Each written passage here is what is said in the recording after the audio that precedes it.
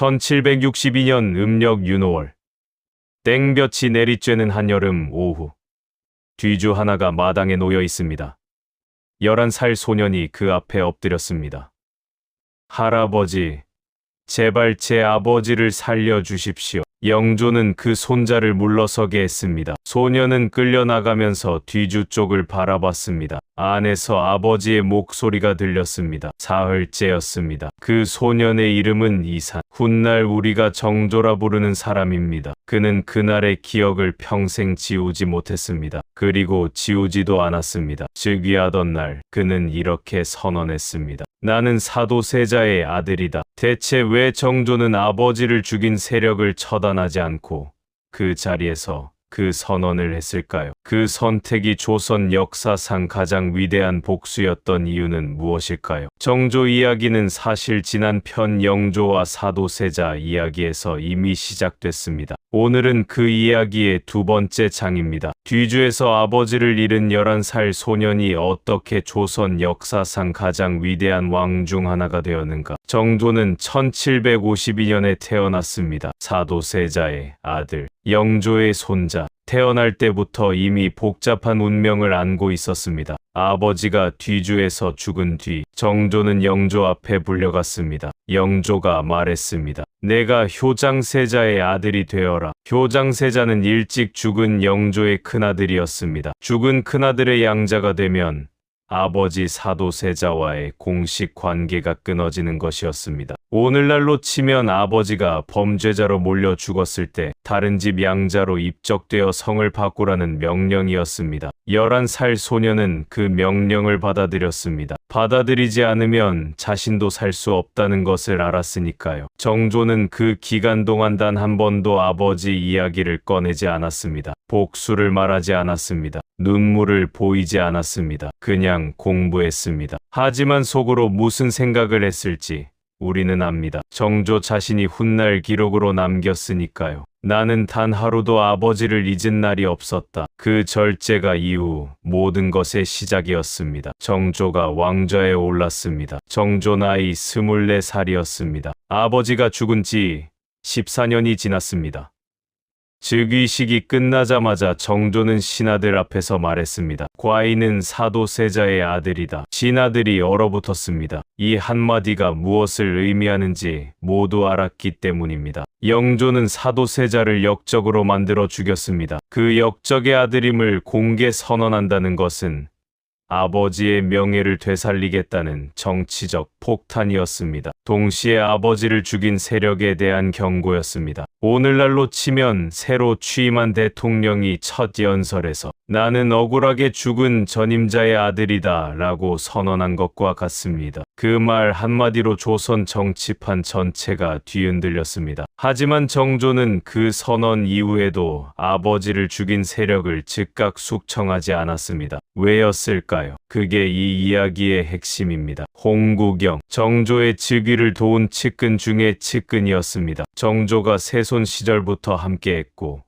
즉위 과정에서 목숨을 걸었습니다. 정조는 그를 절대적으로 신뢰했습니다. 하지만 정조는 훗날 홍구경을 쫓아냈습니다. 권력이 너무 커졌기 때문이었습니다. 아무리 나를 도운 사람이라도 나보다 커지면 안 된다. 이 결정이 정조라는 사람을 보여줍니다. 감정보다 원칙, 의리보다 나라. 그 냉정함이 있었기에 정조는 오래 버틸 수 있었습니다. 하지만 그 냉정함이 정조를 외롭게 만들기도 했습니다. 믿을 수 있는 사람이 없었습니다. 왕이 된 뒤에도 언제 죽임을 당할지 모른다는 공포가 사라지지 않았습니다. 1789년 정조는 사도세자의 무덤을 경기도 양주에서 수원 화산으로 옮겼습니다. 그리고 그 주변에 성을 쌓기 시작했습니다. 화성이었습니다. 왜 성을 쌓았을까요?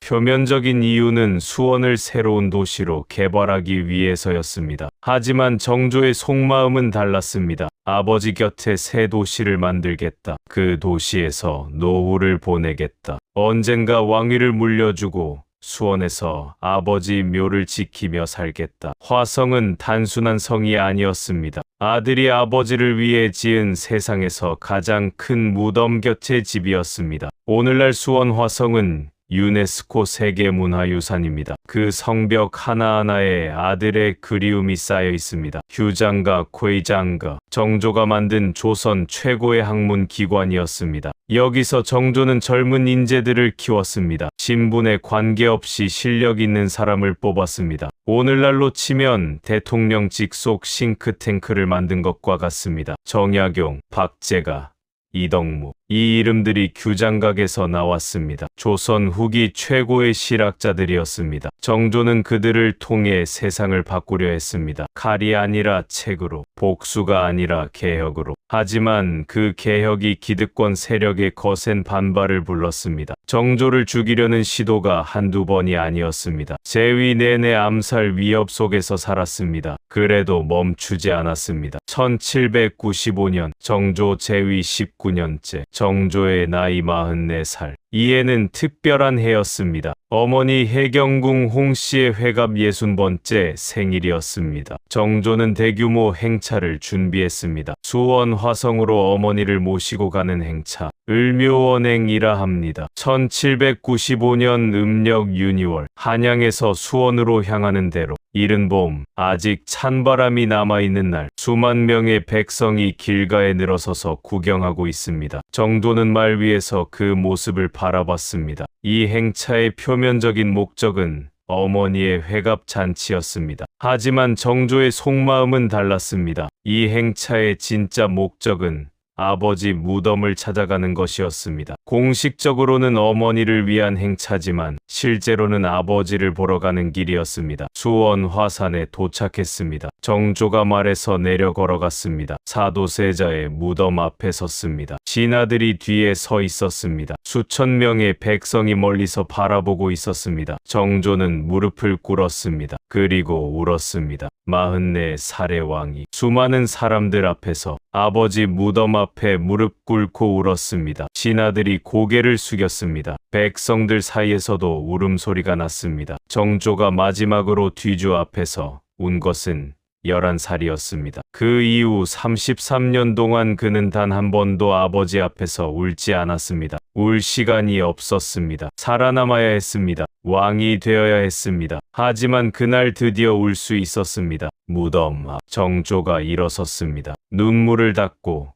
다시 왕의 얼굴이 되었습니다. 실록은 이 장면을 이렇게 기록합니다. 상이 눈물을 흘리시니 좌우가 모두 울었다. 단 한 줄. 하지만 그 한 줄 안에 33년이 들어 있습니다. 그리고 정조는 그날 어머니를 위한 잔치를 열었습니다. 낮에는 눈물, 저녁에는 잔치. 왕은 그렇게 슬픔과 기쁨을 한날에 모두 품어야 했습니다. 이제 이 이야기의 가장 충격적인 반전입니다. 정조는 을묘원행으로부터 5년 뒤인 1800년에 세상을 떠났습니다. 나이 48이었습니다. 갑작스러운 죽음이었습니다. 48은 당시로도 이른 나이였습니다. 더구나 정조는 건강한 편이었습니다. 1800년 음력 6월 창경궁 영춘원, 한여름 더위가 기승을 부리는 때 정조가 등창으로 몸져 누웠습니다. 등에 생긴 종기였습니다. 처음엔 대수롭지 않은 병이었습니다. 하지만 빠르게 악화됐습니다. 정조는 죽기 전 이런 말을 남겼다고 합니다. 내가 하려던 일들이 있었는데 다 못했다. 어떤 일이었을까요? 아버지 사도세자를 왕으로 공식 추존하는 일이었습니다. 정조는 그것을 끝내 못 보고 눈을 감았습니다. 정조의 죽음을 둘러싸고 지금도 논쟁이 계속됩니다. 자연사였을까요? 아니면 독살이었을까요? 독살설의 근거가 있습니다. 정조가 죽기 직전 국왕에게 올리는 약제 처방이 이상했다는 기록. 정조가 측근에게 보낸 편지에 내가 독을 먹은 것 같다는 표현이 있었다는 이야기. 물론 자연사설도 있습니다. 당시 의학 수준으로는 등창이 폐혈증으로 번지면 치명적이었다는 것. 어느 쪽이 사실인지 지금도 알 수 없습니다. 하지만 분명한 것은 하나입니다. 정조가 죽자마자 그가 키운 개혁 세력이 모두 무너졌다는 것. 그가 죽자마자 사도세자를 죽인 세력의 후손들이 다시 권력을 잡았다는 것. 정조 사후 조선은 빠르게 쇠락했습니다. 규장각은 유명무실해졌습니다. 화성은 완성은 됐지만 정조가 꿈꾼 도시는 되지 못했습니다. 정약용은 18년 유배를 갔습니다. 설마 했는데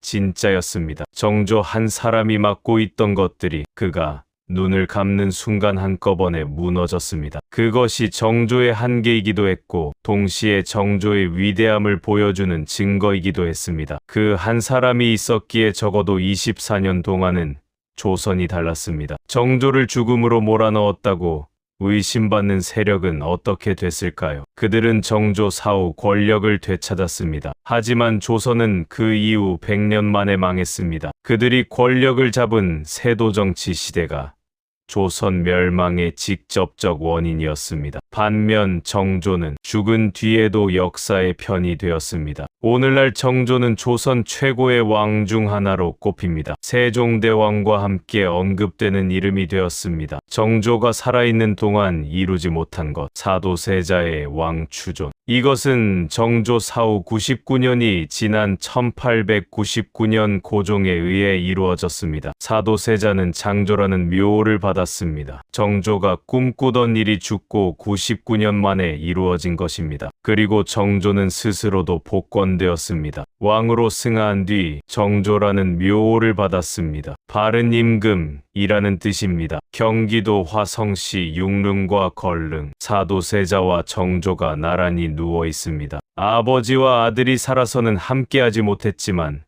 죽어서 나란히 있습니다. 수원, 화성, 그 성벽을 걸으면서 아들이 아버지를 위해 쌓은 성임을 기억해 주세요. 그리고 정조가 직접 편찬에 참여한 책들, 정약용의 목민심서, 규장각의 기록들이 지금도 남아 있습니다. 정조가 만들고 싶었던 세상의 흔적이 책 속에 살아 있습니다. 역사는 사건이 아니라 사람의 이야기입니다. 그리고 그 사람의 선택이 지금 우리 삶의 말을 건넵니다. 오늘 정조 이야기에서 역사가 우리에게 남긴 인생 수업입니다. 진짜 복수는 상대를 무너뜨리는 것이 아니라 내가 더 높이 올라가는 것이다. 두 가지를 여러분께 여쭤보고 싶습니다. 정조는 아버지를 죽인 세력을 즉각 숙청하지 않고 24년을 참으며 개혁으로 복수했습니다. 여러분이라면 어떤 선택을 하셨을까요? 즉각 복수인가요?